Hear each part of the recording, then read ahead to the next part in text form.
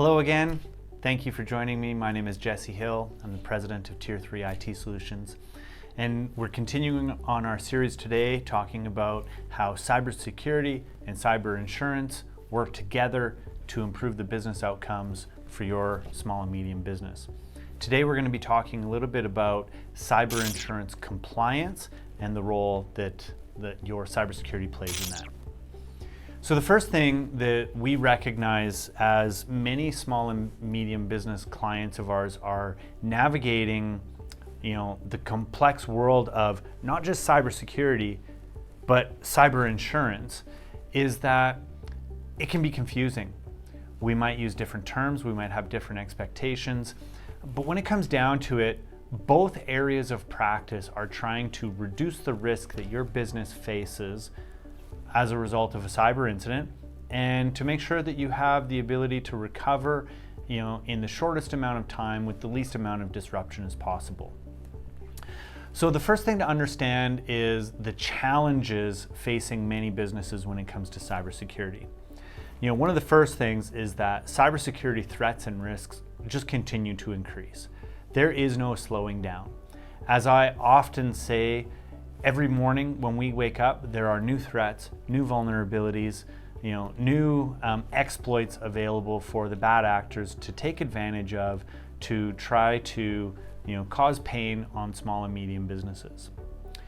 The other thing is that many businesses lack the resources, both in terms of capital and knowledge and experience, to be able to effectively assess and address their cybersecurity shortcomings.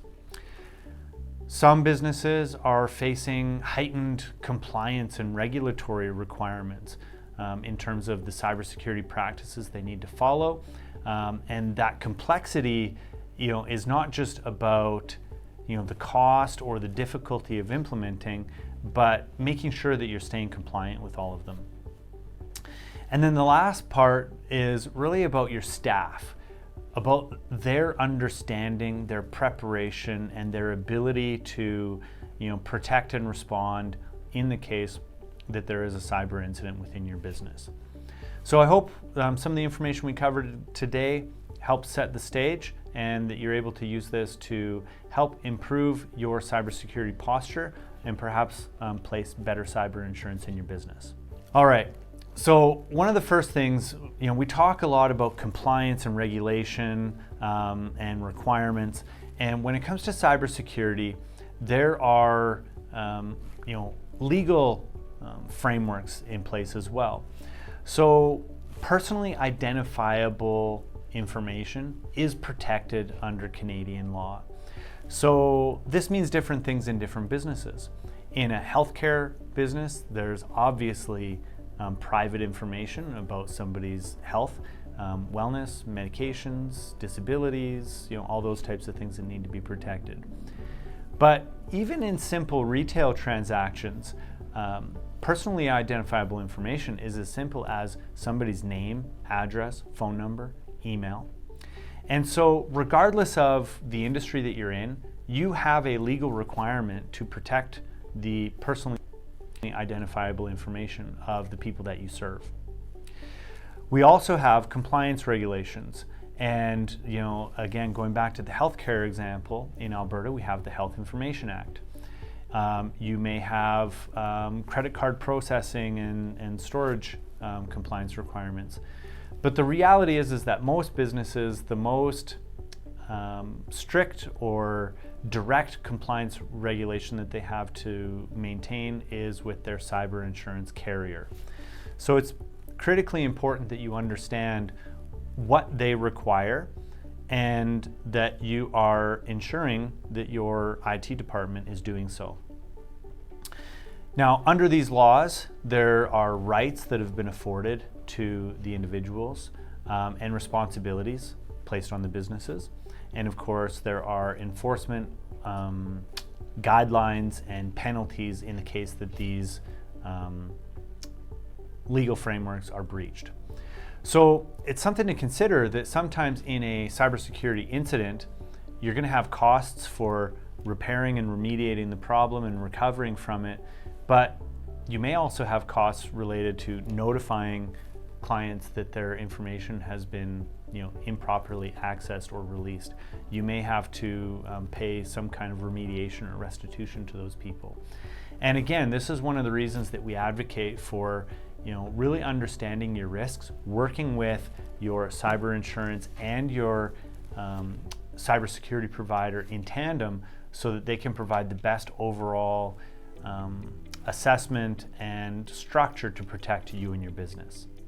So, what are the things that you can do to enhance your compliance with these cybersecurity requirements? Well, the first thing, as in many areas of business, is to do an assessment. You need to understand your weaknesses and your strengths before you can do anything about them. So this often involves getting third-party cybersecurity assessments and audits done. We encourage you to reach out to an independent third party, or at least have your IT provider use an independent third party so that you get that information in an unbiased way. The second thing is you need to review your policies. Make sure that your people understand what are the requirements, what are the regulations, what are the things that you need to be doing in order to maintain compliance and lower your risk of an incident. The third thing we'd recommend is to start developing an incident response plan and a strategy. And this is something that most businesses don't invest the time in, and they essentially end up having to go into full emergency management mode when there is a cyber incident. And a cyber incident can be something as small or as simple as an employee has inadvertently emailed a spreadsheet with personally identifiable information to an outside third party, or it could be a full-blown cyber attack, ransomware incident that ends up putting your business on front page news, and then everything in between. So you need to have plans of how you're going to approach those different scenarios. And then the last thing that we would suggest is education, education, education. Your team, your people, not only are they your greatest asset and one of your strengths in your business, they are unfortunately also one of your weak points, especially when it comes to cybersecurity.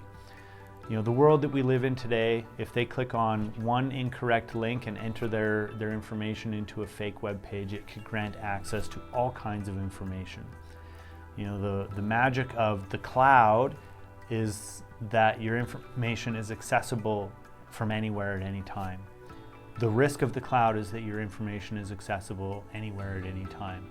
So you really need to make sure that your people are aware and understand those risks so that they can take steps to protect you and your business from interruption. Running a risk assessment is really important and valuable, and there's a couple things that you're going to get from them. The first is it's going to help you to identify vulnerabilities. The reality is, when it comes to technology and technology risk, most businesses don't know what they don't know.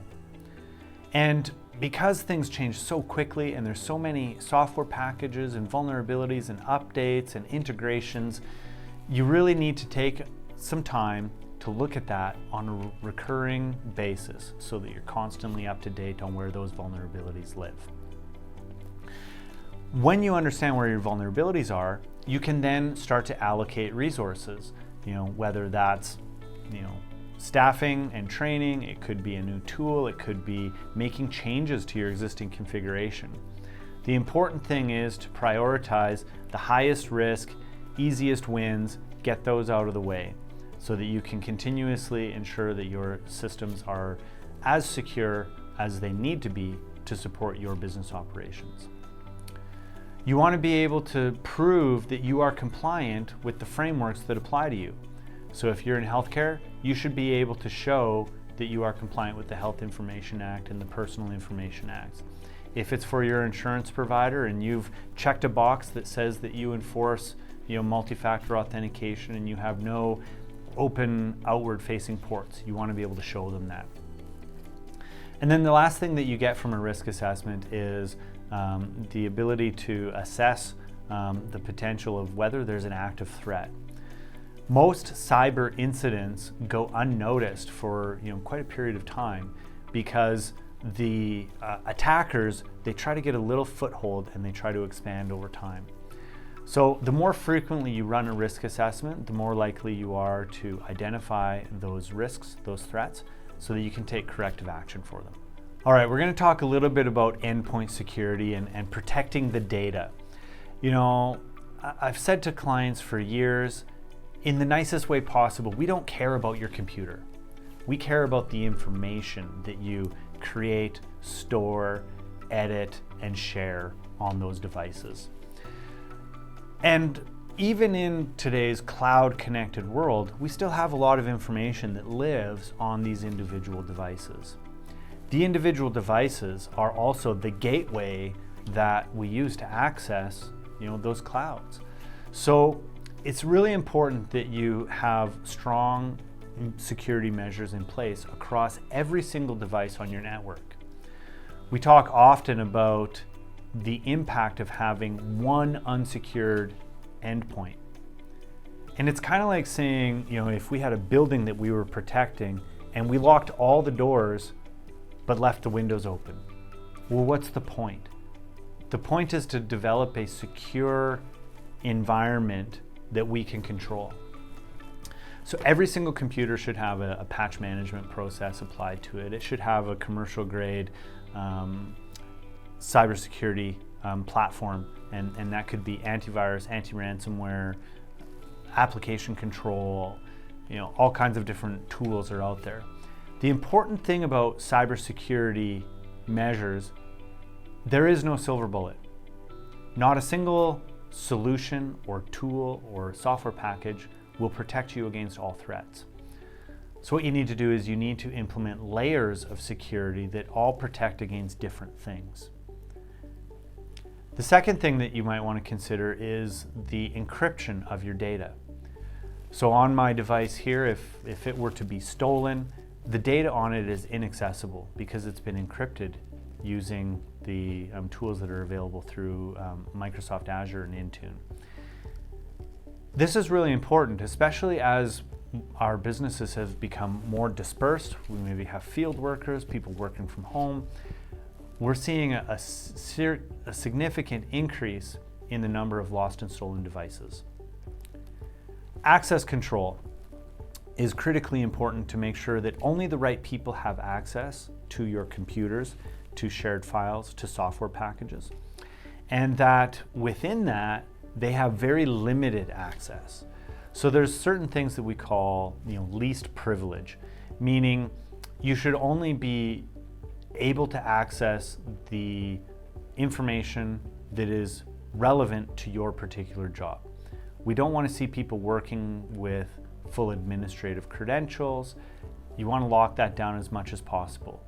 We've talked in the past about security and convenience being inverse from each other.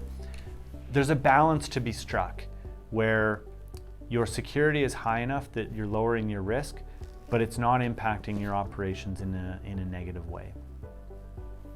And then the last one on here, it sounds so simple to maintain updates and keep things patched and up to date. But the reality is, in a typical network, there are, even if it's only a 20 computer network, there are hundreds of software applications. There are multiple devices per user. There are multiple internet connections and entry points. There's cloud services. There's all kinds of things going on. So again, you need to have a risk assessment to understand what you have, where it is, how it's protected, so that you can put measures in place to keep it up to date and address those vulnerabilities as they arise.